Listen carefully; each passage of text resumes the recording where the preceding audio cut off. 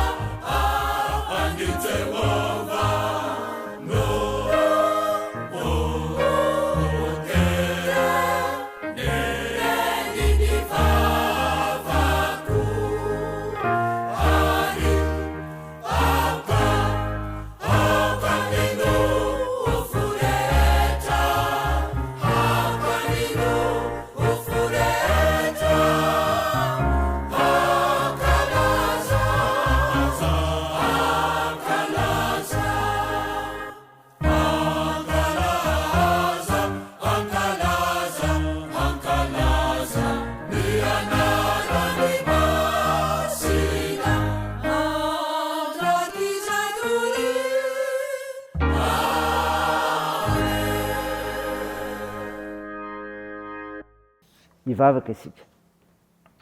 Andriamanitro, Andriamanitra mpizahan-toetra ianao. Mankalaza sy midera me voninahitra narinao masina izay, noho izany toetra manokana anananao izany. Mahatsiaro ny tenanay koa izay Tompo ho fampanota, koa mandohalika eo anatrehanao, miaiky mifahadisoanay, mamindrafo amin'ny ary mamelahany erikay.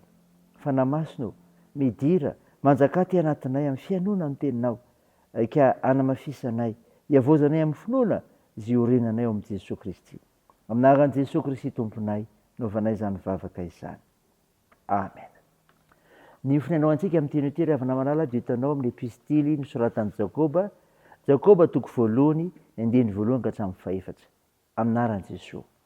Jakoba, mpanompon'Andriamanitra sy Jesosy Kristy Tompo, mamango ny firenena 12 monina any am-pielezana. Ry ralahako, ataovy fifaliana avokoa raha hiara amin'ny fakapanahy samihafa ianareo. Satria fantatrareo fa ny fizahan-toetra ny finoanareo dia mahatonga faharetana. Ary aoka ny faharetana isy asa tanteraka, botanteraka sy tonga ohatra ianareo, ka tsy ampy na inona na inona. Amen. Ray masino, manamasinanay amin'ny fahamarinana, ny teninao ny fahamarinana. Amen. Ravina malala, ho aminao ny fiadanana avy amin'ilay Jesosy Kristy, ilay tonga monjy izao tontolo izao, hamonjy ianao koa. Mofona naresika teo tao amin'ny Jakoba toko 1, andiny 1 ka hatramin'ny 4, dia milaza ny amin'ny olona miorina amin'ny finoana. Milaza ny amin'ny olona miorina amin'ny finoana. Antsoina hoe epistily katolika ravina ity epistily soratan'i Jakoba ity satria nosoratana ho an'ny kristianina maneran-tany. Tsy mba tahaka ny epistily nosoratana ho an'ny fiangonana izy ity fa ahitana torolalina ho an'ny kristianina manoloana ny fizahan-toetra. Ahoana tokoa moa no hiatrehan'izany? Miaina ny fizahan-toetra amin'ny fifaliana. Izany ry havana. Miaina ny fizahan-toetra amin'ny fifaliana. Izao ny voasoratra, atao fifaliana avokoa. Tsy amin'ny alalan'ny fisetonana, fitarainana no hiainana ny fizahan-toetra, fa hatrehina amin'ny fifaliana. Ny kristianina ry havana dia miatrika fizahan-toetra sy fakapanahy isan'andro.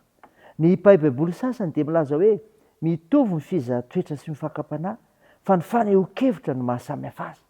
Azoana mandinika an'izany. Ny mpanoratra eto dia miteny hoe atao fifaliana raha hiara amin'ny fakapanahy ianareo.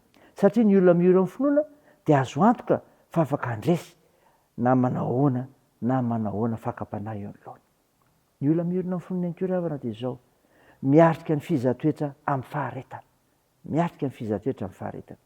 Ho an'izay manam-pinoana, raha mandalo fizahan-toetra dia takiana ny fiaretana. Ny mpanoratra dia milaza antsika mpamaky fa ny finoana dia misy fampiarana eo amin'ny asa izay atao, eo amin'ny fiainana andavanandro. Mila faharetana nefa izany. Ny faharetana ananan'ny mpino manona ny zavatsarotra tsy maintsy hatrehana dia asehon'ny finoana maharitra ao anatiny ka ho vavolombelon'ilay naneraka azy. Ry havana malala, na dia mandalo zavatsarotra aza Jesosy Kristy teo amin'ny asa nandran'Andriamanitra azy, dia manam-paharetana izy. Ho modely toa azy koa isika. Tsarovy fa ny faharetana eo amin'ny mpino no ohatra ho an'ny hafa. Saina izany ry havana, ho voninahitr'Andriamanitra. Amen. Andeha vavaka isika. Tompo, misaotra no mofinaina ny menao izay milaza ny amin'ny olona miorina amin'ny finoana ka miaina ny fizahan-toetra ny fifaliana ary afaka miaritra izany amin'ny faharetana. Tompo, manolo tena ho anao izahay ary manavoa izany koa miaraka aminao amin'ny androm-piainanay rehetra dia tao io ny faharoan-tenanay ho anao amin'ny fiainana, ny famonjena nataonao anay. Tompo, tao io ny firenenay, miasao ny nosonay, hombao ireo manana andraikitra amin'ny fitsaboana ka hositsaninao ireo marary. Ampaherezinao ireo manamanjo, anohanareo mareo sikola ihany koa ary amonjenareo mahantra sy sahirana. Tao io ny asan'ny fiazakazahanay, ny fianarana, fikasanay rehetra. Tsy afona saraka anay no ary hahimeraka izany am-pelantananao koa izahay. Ny vavakay dia teo ny anaran'i Jesosy Kristy ilay mpanavitra, ilay fanitsangana tamin'ny maty ary nampianatra anay ny vavaka manao hoe: Ranay eo izay any an-danitra, ao masinana anie ny anaranao, ho tonga anie ny fanjakanao, atao ny sitraponao ety an-tany ho tahaka ny any an-danitra. Omeo anay no izy anona sahaza ao anay ary mamela ny erikay tahaka ny namelanay izay meloka taminay ary aza mitondra anay amin'ny fakapanahy fa manafanay amin'ny ratsy. Fanao ny fanjakana sy ny hery ary ny voninahitra mandrakizay. Amen. Raha isa finoana ry havana nitozana tolotra anao aminaran'i Jesosy Kristy ho fanantenana ho anao. Andriamanitra ho fanantenana ny hamenareo amin'ny fifaliana sy ny fiadanana rehetra amin'ny finoanareo mba tombonareo amin'ny fanantenana no ny sery ny fanahy masina. Amen. Teo an'Andriamanitra rery ny voninahitra amin'ny anaran'ny Ray sy ny Zanaka ary ny fanahy masina. Amen.